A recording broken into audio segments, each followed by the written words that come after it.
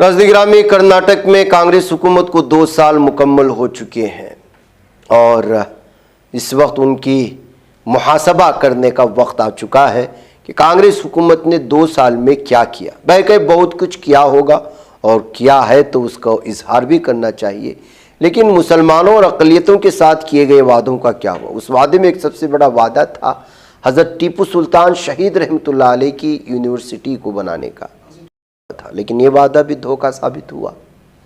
हिजाब को लेकर के और भी बहुत सारे मसाइल थे, लेकिन इस पर कोई पूरा होता हुआ नज़र नहीं आ रहा है, जिसको लेकर के दीगर लीडरान सवालात उठाते रहते हैं।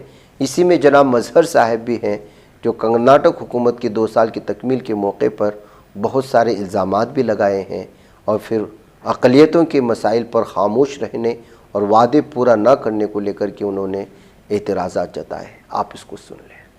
अस्सलाम वालेकुम रहमतुल्लाहि व बरकातहू। पहले तो तमाम रियासत कर्नाटक के लोगों को 275वां यौम विलादत टीपू सुल्तान रहमतुल्लाह अलैह की मुबारकबाद पेश करता हूं। देखिए, पिछले कई साल से जब से टीपू जयंती मनाना शुरू किया गया था, विधानसभा के अंदर जब पहली बार शुरू किया गया था, तब से हमने ये सवाल रखा था कांग्रेस हुकूमत से। उसके बाद बीजेपी हुकूमत आ गई, उन्होंने बंद कर दिया। फिर अभी 3 साल हो गए, इनके करीबन 3 साल हो चुके हैं, करीब आज कांग्रेस की हुकूमत है। कई सारे वायदे किए थे इन लोगों ने, हम तमाम जानते हैं। इसीलिए इन वादों को मानते हुए रियासत के कर्नाटक के खुसूसन मुस्लिम अक़लियत ने इनको भर भर के वोट दिए। 90 से ज्यादा मुसलमान इनको वोट देकर इनको इतनी बड़ी कामयाबी, जो कई सालों में नहीं हुई थी, इतनी बड़ी कामयाबी इनको दिलाई। लेकिन बावजूद उसके हर बार की तरह जो 75 साल से जो बिछड़ों के साथ, मुसलमानों के साथ जो नाइंसाफी होती रही है, वो आगे बढ़ती गई है। इन लोगों ने जो वादे किए थे, उस एक वादे के ऊपर एक अमल नहीं हुआ। और इसमें सबसे बड़ी जो नाकामी है वो हमारी क़ियादत की नाकामयाबी हुई है। ये नाकामयाबी का रीजन हमारी क़ियादत, जो आज हमारी सो कॉल्ड मुस्लिम लीडरशिप है, जो हुकूमत में है, मिनिस्ट्री लेवल में है, एमएलए 7 से 10 हो गए, एमएलसीज हो गए, लेकिन होने के बावजूद, हुकूमत के अंदर होने के बावजूद मुसलमानों के हुकूक देने में आज भी ये कांग्रेस हुकूमत नाकामयाब है।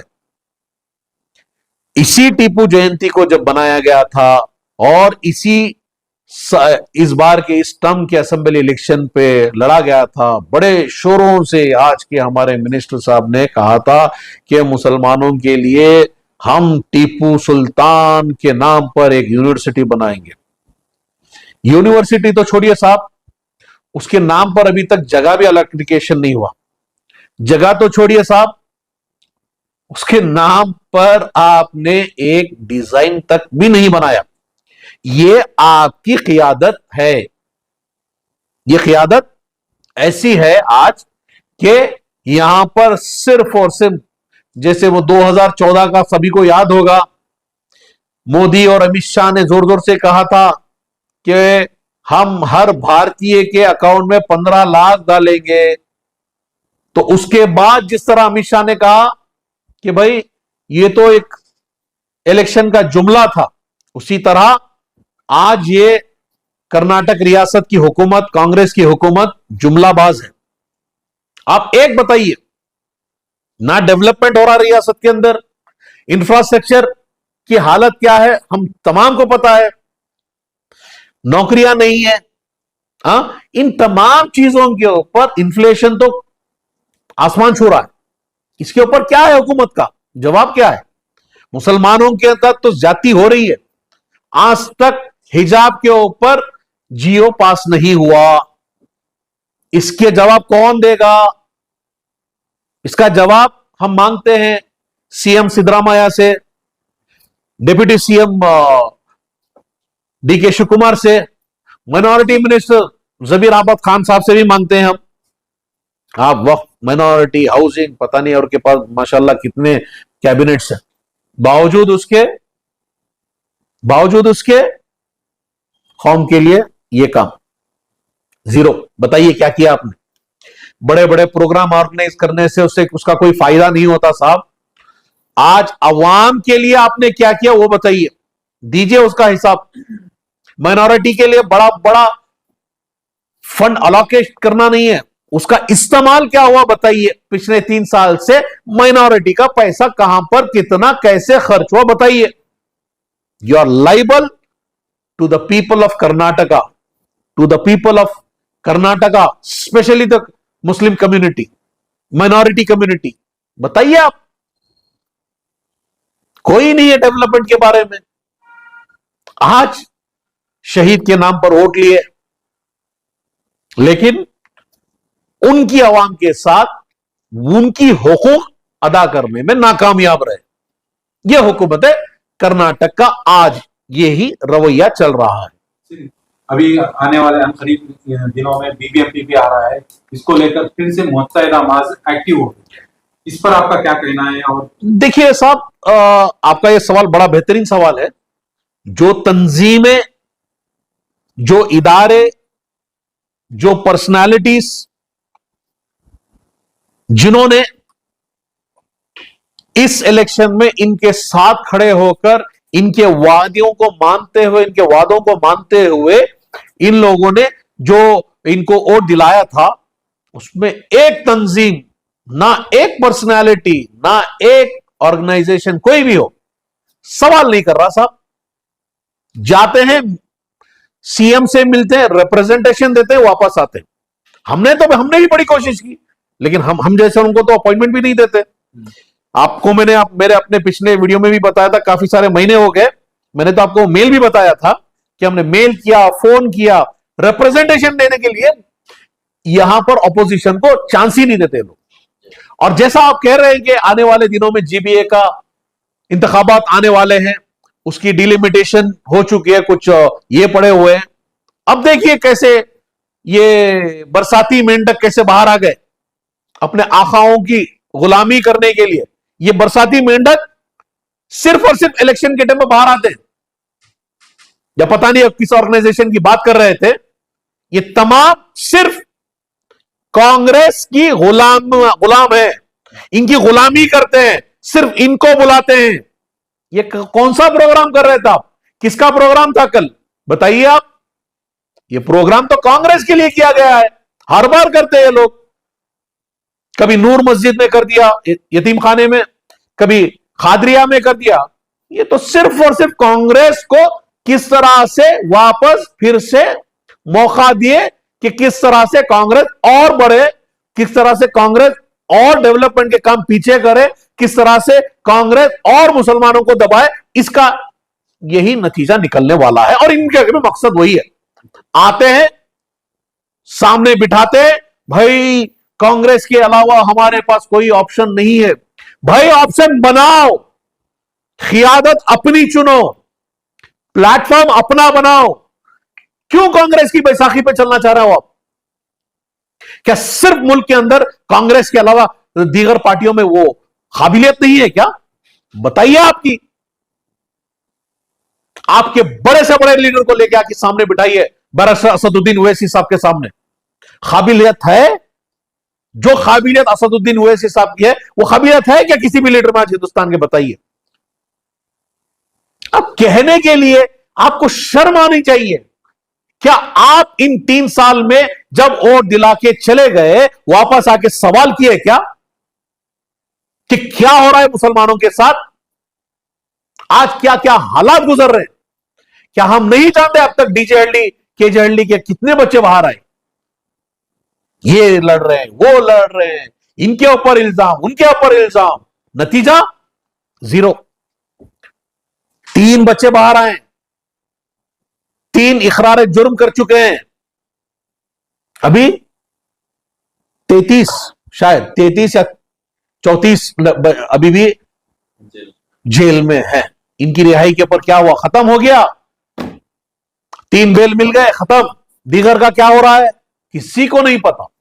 मसले छोड़कर इलेक्शन की तैयारी करने में लगे। बिल्कुल साहब, क्योंकि ये मसला है ना अब इलेक्शन में, फिर वापस यही मसला आएगा, फिर लेंगे कमिटमेंट, फिर कोई आगे आएगा। तो इन तमाम चीजों का खत्म कब होगा? जब खियादत अपनी होगी। खियादत होनी अपनी चाहिए। हम खियादत कर छोड़कर हम गुलामी की तरफ लौट रहे हैं और लौट चुके हैं। अब तंजीमों से नाराज है, आपको दावत नहीं मिली इसलिए। सब मुझे दावत या मेरी पार्टी की दावत से कोई इसका, अब मुझे कोई इसका फायदा होने वाला है क्या? इन जैसे तंजीमों से मुझे कोई फायदा होने वाला भी नहीं है। ये तंजीम क्या है? ये किसने बना ली? या आपने बनाई कांग्रेसियों से, कुछ रिटायर्ड कांग्रेस के जो बैक एंड में बैठकर ये बना लिए कांग्रेस को। अगर आप एक पर्टिकुलर पार्टी को सपोर्ट कर रहे हो तो आप वही पार्टी का हिस्सा हो। जमहूरियत में तमाम को मौका दिया चाहिए अपनी बात रखने की। अगर आप एक पार्टी की तरफ स्ट्रेट आपका यह है कि आपका इंटेंशन क्लियर है कि हम इसी पार्टी को जिताएंगे, तो आप वो पार्टी वाले हो गए ना। अगर तमाम इसी के पीछे लग गए, अगर मैं कहूं कि सिर्फ और सिर्फ मुसलमानों का डेवलपमेंट की बात करूं, तो मैं कम्युनल हो गया ना। जैसे कि आरएसएस करती है हिंदुओं की बात, संघ करते हैं हिंदुओं की बात, हम रियासत कर्नाटक, हम हिंदुस्तान, हम भारत की बात करते हैं। डेवलपमेंट सबका होना चाहिए। हां, ऑफ कोर्स जो बिछड़े हैं उनके ऊपर तवज्जो ज्यादा देना चाहिए। कौन बिछड़े हैं आज? दलितों से ज्यादा पीछे कौन है? मुसलमान है। तो इसीलिए तो हम सवाल कर रहे हैं। तो आज जिस तरह का इस रवैया इस कांग्रेस हुकूमत का चल रहा है, भाई बार बार आप फेल हो रहे हो। शर्म करो भाई। कितने साल आपको जिताएं? आज उम्मत में, आज मैं बता रहा हूं कि लोगों के अंदर भी एक शऊर पैदा करना चाहिए। मैं हमारे यहां के रियासत के तमाम शहरियों से अपील करता हूं कि भाई अपने अंदर सियासी शऊर पैदा करो। उलमा इकराम से भी मैं ये खुसूसी अपील करता हूं कि एक तरफा ना तंजीम हो या उलमा हो या दानिश्वर लोग हो, एक तरफा फैसला ना करें। भाई लीजिए ना उनका मार्कशीट लेके बैठिए ना, डेवलपमेंट कार्ड लेके बैठिए, क्या डेवलपमेंट किया है, एक एमएलए के डेवलपमेंट के बारे में बात कीजिए। और जिसने डेवलपमेंट के ऊपर काम किया है, जिसने हुकूक अदा की है, उनको जिताएंगे ना। क्या इस बार एआईएमआईएम बेंगलुरु के लोकल इलेक्शंस के मैदान में उतरेगी या इस बार भी पीछे रहेगी? भाई इंशाल्लाह ना, पिछली बार हम पीछे थे और आप जानते हैं कैसे कैसे इन लोगों ने जुल्म किया था। इन लोगों ने हमारे लीडरों को आने से यहां पे कैसे रोका था, ये आप तमाम जानते हैं 2015 में। इंशाल्लाह इस बार रोक के बताओ, मजबूती से आएंगे भी इंशाल्लाह, और लड़ेंगे भी, और जीतेंगे भी, और हराएंगे भी इंशाल्लाह। एजेंडे क्या रहेंगे एआईएमआईएम के? एजेंडा साफ है साहब। जो डेवलपमेंट रुका हुआ है उस डेवलपमेंट पे काम करना है, जो काम रुके हुए हैं उसके ऊपर काम करना है, जो हुकूक रुके हुए हैं उसके ऊपर काम करना है। हमें सिर्फ और सिर्फ हुकूक और डेवलपमेंट के ऊपर बात करनी है। बेंगलुरु की आवाम से क्या अपील है? बेंगलुरु से आवाम से हमारी अपील यह है कि भाई मजलिस इत्तेहादुल मुस्लिमीन एक सियासी जमात है और आपकी जमात है। ये किसी एक की या मेरी और मेरे साथियों की जमात नहीं है। मजलिस इत्तेहादुल मुस्लिमीन तमाम भारतीयों की जमात है, तमाम बिछड़ों की जमात है, तमाम मुसलमानों की जमात है, तमाम हिंदुस्तानियों की जमात है। मैं आपको आज इस मौके पर दावत देता हूं, जो एस्पिरेंट्स हैं, जो लोग सियासत में इंटरेस्टेड हैं, मजलिस इत्तेहादुल मुस्लिमीन ये आपका प्लेटफॉर्म है। दूसरों की गुलामी छोड़े, दूसरों की बैसाखी छोड़े, अपना प्लेटफॉर्म पे आइए, अपनी खियादत खुद चुने, अपने मसले खुद हल करें। यह मकसद है मजलिस इत्तेहादुल मुस्लिमीन का। मैं आप तमाम से गुजारिश करता हूं, मजलिस के साथ जुड़े, मजलिस को मजबूत करें, ताकि आपकी आवाज यहां से लेकर पार्लियामेंट तक, आज जिस तरह बैरिस्टर असदुद्दीन ओवैसी साहब अकेले होते हुए पर भी पूरे 542 के ऊपर भारी हैं, यह आप तमाम जानते भी हैं, आप उनकी तारीफें भी करते हैं। लेकिन अगर उनकी हम मजबूती नहीं बढ़ाएंगे तो भाई बैरिस्टर असदुद्दीन ओवैसी कोई आबे हयात पीने वाले शख्सियत नहीं है, उनको भी जाना है, मुझे भी जाना है, लेकिन जब तक वो है हम उनकी इज्जत कर कर उनसे सीख कर अपनी खियादत बनाएं, ताकि आने वाले दिनों में हम तमाम मजबूत लीडरशिप को खड़ाने में कामयाब हो, ना कि गुलामी पे चले।